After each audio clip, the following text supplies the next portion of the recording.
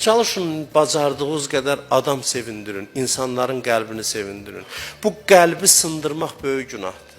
Acı sözlə, iynəli tikanlı sözlərlə, təhqirlə, kobudluqla amandır qəlb sındırmayın, çünki qəlbin ahı ağırdır.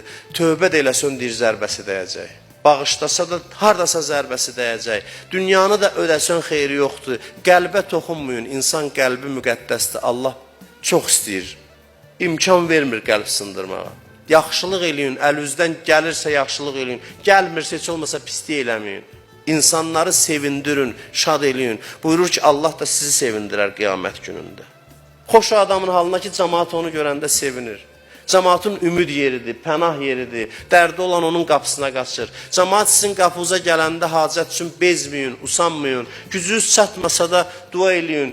Narahat olmayın ki, nə oldu elə hamı mənim üstümə qaçır. Allah səni seçib, nəsə səndə var. Allah lütf eləyib ki, cəmaatın hacəti sənin əlindən həll olunsun. Çalışaq fayda verək.